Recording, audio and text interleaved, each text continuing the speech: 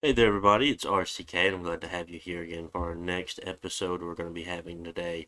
And that is going to be for turn 59 and 60 for the Naba game we currently have going on that has the D mod implemented in it. Here we got 20 air gems from Pangea. We did some kind of trade. I don't remember what we actually traded them. We finished Blood Magic 7 going on to 8.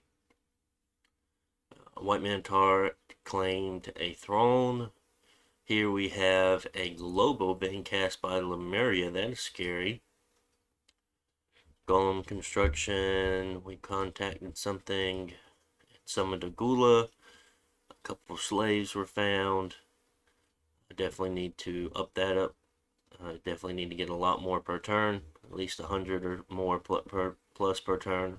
Probably looking more like 150 per turn. That's kind of our goal, to make two Shaitans per turn. At least. Here we see a raid versus Pythium. They lost 7 augurs there. Ooh, that's why. Not Elder. We pinged this Monolith Throne, which Monolith Thrones aren't that hard. So we just have to go all the way back and get it. Not too challenging here at the moment. I'm sure it's going to have like 5 across the board, like 5 Earth, 5 Astral, 5 Nature, then have a bunch of gems on it. And then it's kind of the Watchers that are real pain, but they do kind of run out of ammo after a while. But we have to definitely build some stuff and get ready for that. But our troops should be able to hit through that 20 protection there. The monolith is going to be a little bit higher after it does some self buffs and stuff like that, but we should be able to deal with it. We have a priest that pinged Mikland, or yeah, they attacked him. So there's a lot of eagle warriors and beast bats. That's just a whole lot right there. Quite interesting to see.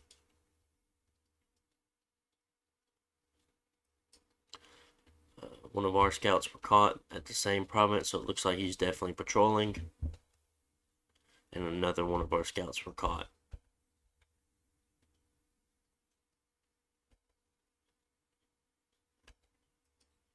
Had a crib die from disease. Cloud trapezing. Ordinary scepter. Endless bags of wine. Thistle mace. Broth cauldron.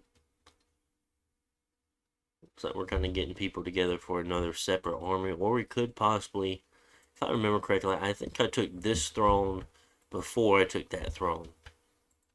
So I might be organizing to actually move in and take 257 first, which I assume from the size, what we see in it being this morning star here, will be a level 3 throne. So that's very nice. I'm just trying to do some researching here with everyone else that's currently sitting in a lab to catch up, or at least kind of boost a little bit farther ahead on research, about at 4,000 per turn. Being blood 8 this turn. For things like, well, Rush of Strength would be a nice one for once we start getting a lot of demons. But no, that's everything. Which one's the demon one? Bloodlanding, no. Bloodlust? Bloodlust is the demon one, yeah. So yeah, Rush of Strength is going to be very, very nice to have. Other than that, if we can get kind of a person, I guess we can use extra slave. No, maybe not, since it's 3. Blood Rain with something like Wailing Winds up is nice. Definitely a couple different things we can do there. Where are we teleporting you to? 32.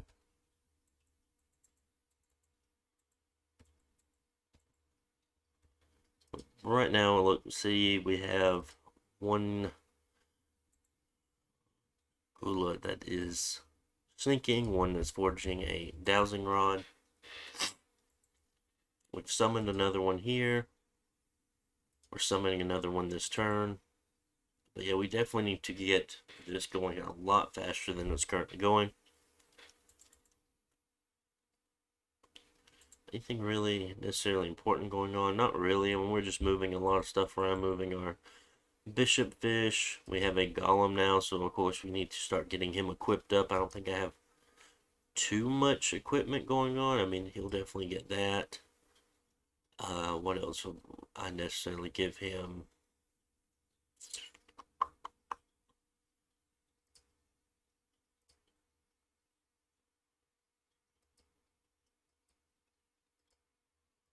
We would have to make a lot of things for him here for sure. To have him be a pretty decent thug. So we're making copper plates, making a lot of copper plates, probably to go on all the mullicas that we have. Amulet of Anti-Magic, that might be for the golem. But either way, it's good to have some in general. Let's see what we actually summoned this turn. So we made this, I'm not going to try to pronounce that, but it is a Water to Death 4. So we have a Rigor Mortis caster, we have a Darkness caster, we have a very, very nice mage here. Is amphibious, so we have, for some reason I thought they weren't amphibious, but they do change shape. Let's see what the other one, so we're making 2 more. Oh, they turn into sharks. That's pretty cool. They do lose a path in each of their magic baths, so unfortunate there, but still pretty neat. So definitely having high death implemented into our armies now is going to be very nice for us.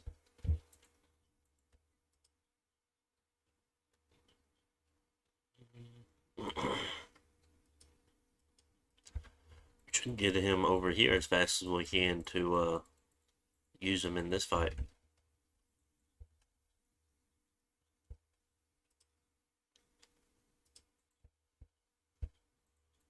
We see a lot of troops here by Lemuria, but this is just a free spawn, if I'm not mistaken. That's just been kind of building up there. Because we still have a nap 3, not unless he's attacking Ermor or somebody. He did take this citadel here, which was nice for him. Pangea is kind of doing his thing over here, taking out the rest of home.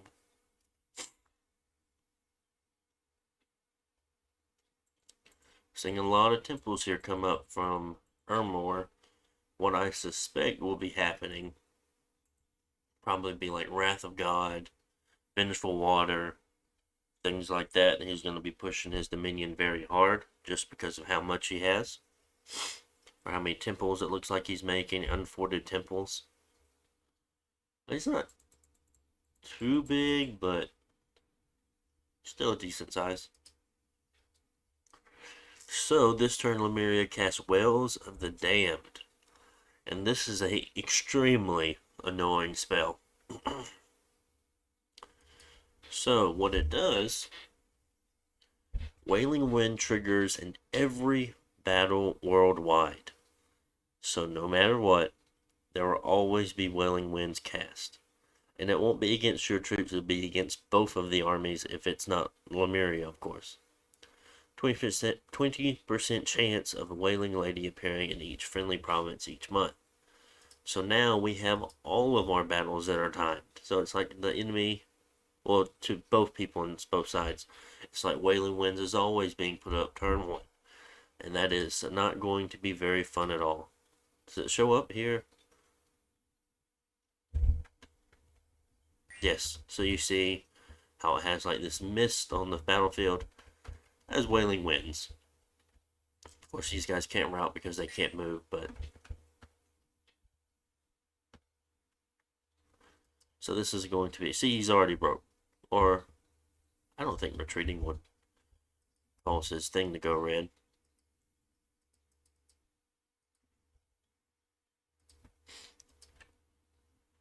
So this is going to be very fun.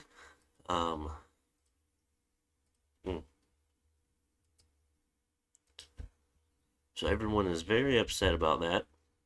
And they definitely want that taken down ASAP. And while that is going on, we have Ermor that took mana of heavens from the heavens from Pangea, which he's mad about that, so he's working on taking that back. This gives a lot of gems per turn. Friendly provinces gain priest levels, gain +1 growth scale per month. Priests preaching have a 5% chance per holy level to find 1d6 gem, nature gems, and 1d3 astral gems each month. So that's why you see all these priests in every province. I'm sure there's one in every province preaching right now to kind of maximize how many gems he can make. Gift of Health, Thief of Fortune, Well of Misery is also being held by Ermor. And honestly, we could probably take that from him, but it doesn't really matter as long as our income is increased by 10. I don't care to have more Death Gems as long as Lemuria isn't having it. Of course, we have Tower of Heaven, so that's giving us more cash and a lot of temple checks. Whales of the Dam, Whispering Winds, Eyes of God, and Mother Oak is up. So a lot of globals going up and down here every turn.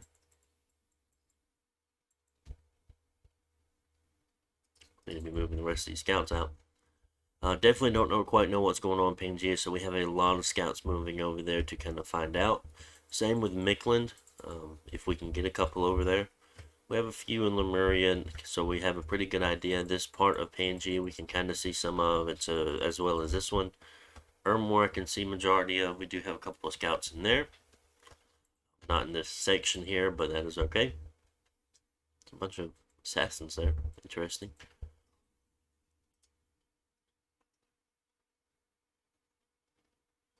If you also notice here, we barely have any raids at all from Pangea anymore. From the looks of it, they're very, very limited what they do. They only have a handful of provinces left. So of course, I'm sure they're definitely focusing on staying alive versus raiding me at this point. And I don't think I'm going to move any farther. I think I'm going to start clearing my thrones out. It just gives me such an awkward border here. And if that's the different Pangea, so they've already taken that. I could try to take that one 216, but honestly, it's not even that big of a deal. So yeah, I'm going to start picking up all these thrones I have left over, and then start focusing on what I want to do next, my next war. More than likely, due to who has the most thrones, it will be going after not Lemuria, not Pangea, because I really can't. I could go after that Pangea, but it's not really beneficial for me. It'll be a tough fight through a few provinces. More than likely will end up being Ermor. Since I do touch them in 2 provinces on 2 sides, they have 1, 2, 3. Thought they held another one. But 3 thrones we can grab. Kind of right off the bat there. And then fight our way down, And he's been doing that stuff to us, so that'd probably be what we decide to do. Ermor's capital's like... Where's that at? Right there. At 158.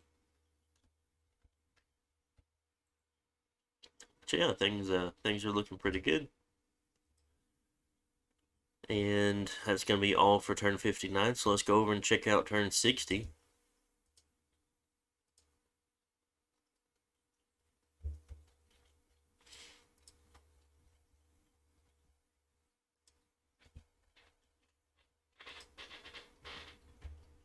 Oh. See, I got a ping. Okay, just a new turn. Don't have to worry about anything. So we got 30 fire gems from Pangea. Some blood matching, and I think this was actually to cast fires on something. Whatever I can't remember exactly, but he wanted us to cast it somewhere.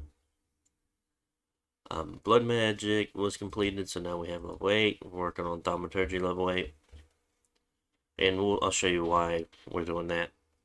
Cloud trapeze.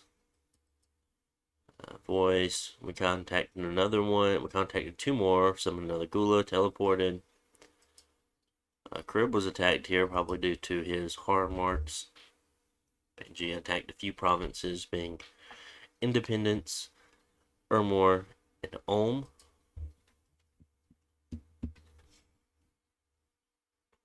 So it looks like he finally took that province that had the Father Earth that was his. So that is nice for him, I'm sure. So the Pandemonic was defeated. And then this army beat Ulm's force.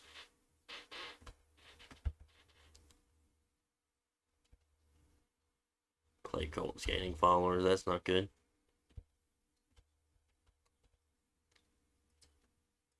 Okay.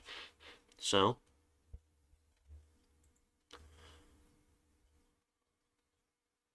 Filing Hands. That's just a death booster.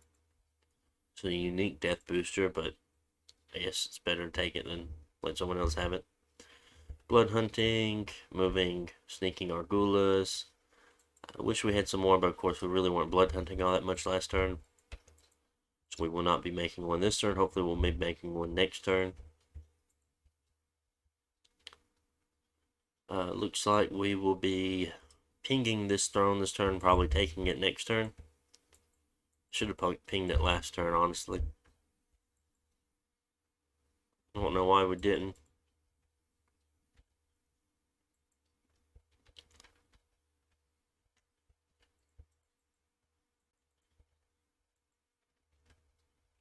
We possibly could be making things or needed to make something. I don't see anything here.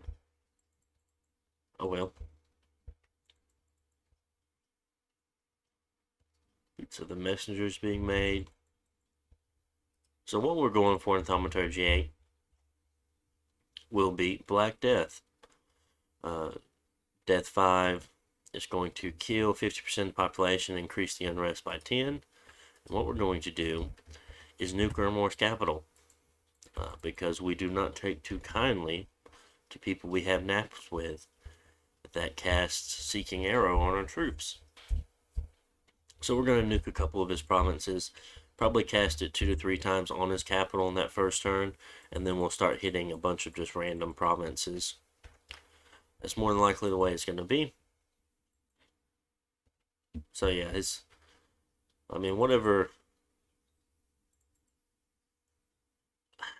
It'd probably have maybe 5,000 left.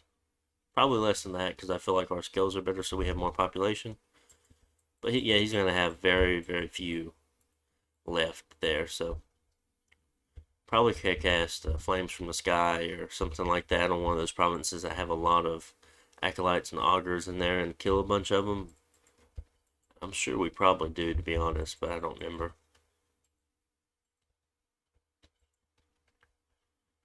So things are going okay. Not too much is to be said about this turn, just because we spoke mostly about things going on and we don't have any real battles this turn. So we can close this one up a little bit early. Yeah, we definitely need to get to that. What is our Dominion level at? 9. One more temple gets us up to 10. So yeah, we do need to. I'm sure we will be having one soon if we're making these forts here and there. Just in these very nice provinces that we own now. Like 4 and 258, that's both giving us up 100 income.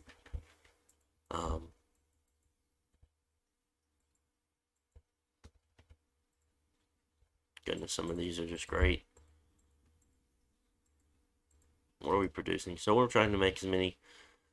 Well, we could make one more Jin warriors as possible.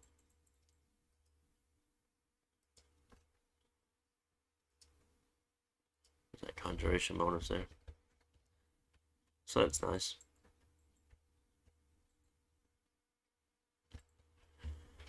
Alright, well that's going to be all for this turn. I hope you guys enjoyed. Make sure to like, comment, and subscribe, and I'll see you on the next one.